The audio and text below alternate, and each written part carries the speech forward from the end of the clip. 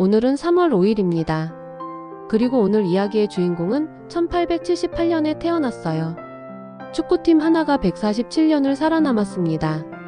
파산도 겪고 비행기 사고로 팀이 통째로 무너질 뻔도 했고 구단주 때문에 팬들이 홈구장을 점거한 적도 있어요.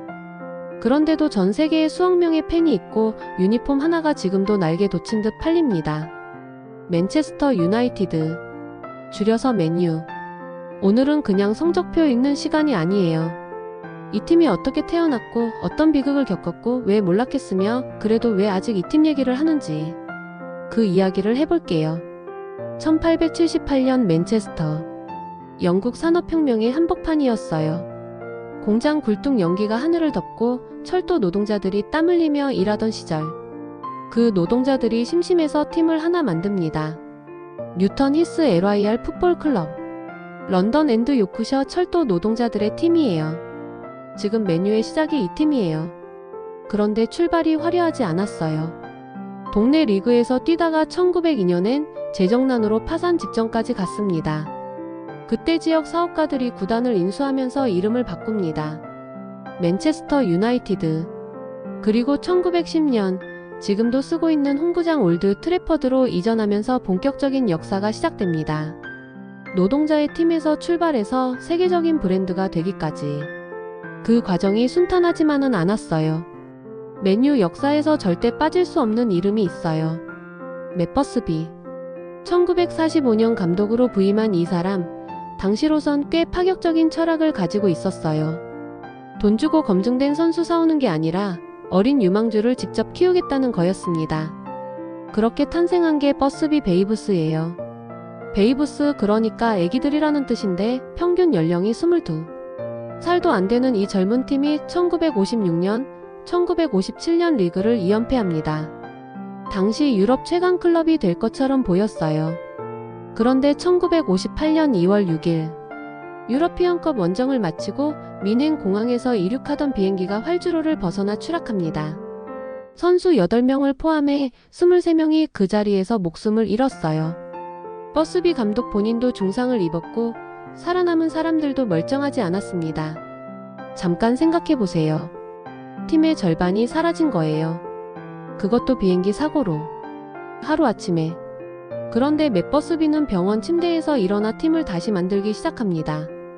그리고 10년 뒤인 1968년 맨유는 유러피언컵 우승을 차지합니다. 영국 클럽 최초였어요. 스코틀랜드 출신 버스비 감독은 트로피를 들고 눈물을 흘렸어요. 그게 어떤 눈물이었는지는 말 안 해도 알 것 같죠. 민행 참사는 지금도 올드 트래퍼드의 흔적이 있어요. 경기 전 묵념이 이어지고 민행 시계가 경기장 한쪽에 새겨져 있습니다. 그 날짜 2월 6일 1958년을 기억하는 시계예요. 민행 이후에도 맨유는 부침을 거듭합니다. 그러다 1986년 스코틀랜드 출신 감독 한 명이 부임해요. 알렉스 퍼거슨. 사실 처음엔 성적이 안 좋았어요. 부임 초기 리그 순위도 엉망이었고 해고 얘기까지 나왔거든요. 그런데 1990년 FA컵을 우승하면서 살아남더니 그 이유가 무섭습니다. 프리미어리그가 출범한 1992년부터 그가 은퇴하는 2013년까지 프리미어리그 우승을 13번 해요. 13번이요. 챔피언스리그도 2번 우승하고 1999년엔 리그, FA컵, 챔피언스리그를 한 시즌에 다 따내는 트래블을 달성합니다. 이 시절 맨유 선수들 이름 한번 들어볼까요? 데이비드 베컴, 라이언 긱스, 폴 스콜스, 로이킨, 피터 슈마이켈, 크리스티아노 호날두, 웨인 루니. 그냥 올스타 팀이에요. 퍼거슨이 특별했던 건 단순히 전술이 뛰어나서가 아니에요. 스카우팅, 유소년 육성, 선수 관리, 보드진과의 관계 조율까지 모든 걸 혼자 다 했어요. 클럽이 퍼거슨 1인 위에 세워진 구조였죠. 그리고 2013년 5월 그가 은퇴 선언을 합니다.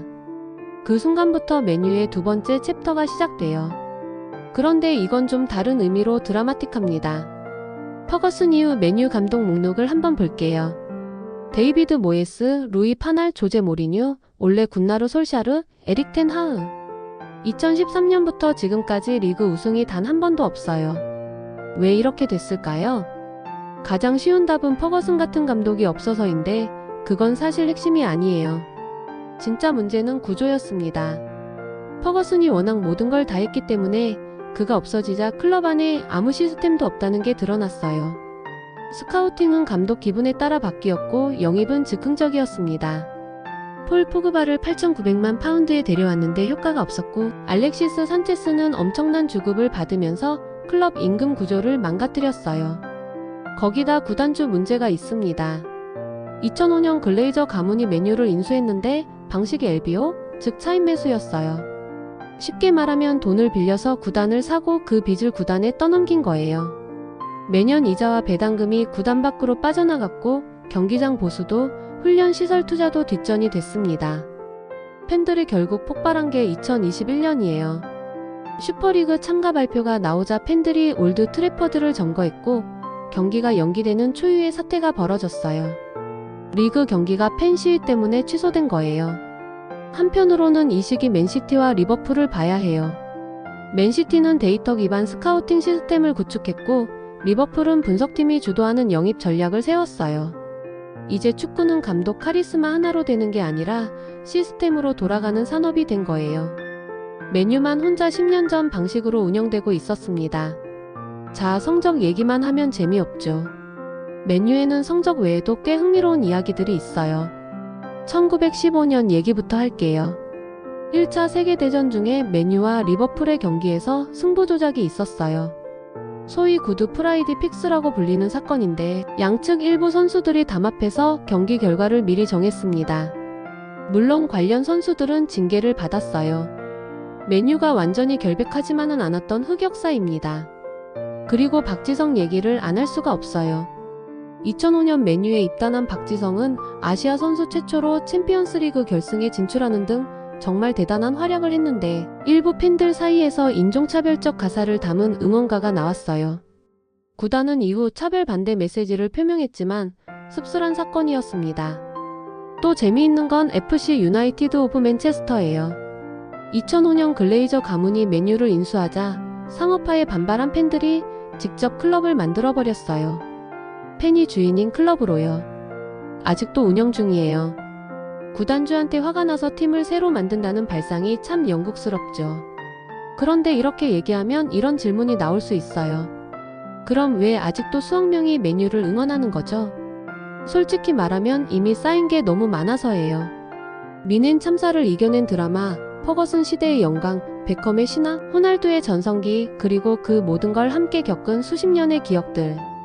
팬이 된 시점에 그 기억들이 이미 쌓여 있으면 성적이 나빠진다고 그냥 팬을 그만두는 게 쉽지 않아요. 그리고 재정은 아직 세계 최상위권이에요. 올드 트래퍼드 재건 논의도 진행 중이고 스포츠 디렉터 체계도 보강하고 있어요. 데이터 분석팀도 강화됐고요. 문제는 시간이 얼마나 걸리느냐예요. 1878년 철도 노동자들이 심심해서 만든 팀. 147년이 지난 지금 그 팀의 유니폼이 전 세계에서 팔립니다. 미넨의 하늘에서 팀이 무너질 뻔했지만 살아남았고 가장 위대한 감독이 떠나면서 10년을 헤맸지만 아직 존재합니다. 맨유의 역사는 축구 성적표가 아니에요. 한 도시의 노동자들이 만든 팀이 자본주의와 만나고 비극과 만나고 팬들의 분노와 만나면서 어떻게 버텨왔는지에 관한 이야기입니다. 부활할지 아니면 화려했던 과거의 이름으로만 남을지는 아직 모르겠어요. 하지만 맨유 얘기가 이렇게 흥미로운 건 잘 나갈 때보다 이렇게 복잡할 때가 더 많아서인지도 모릅니다. 오늘도 시청해주셔서 감사합니다. 다음엔 또 다른 이야기로 찾아올게요.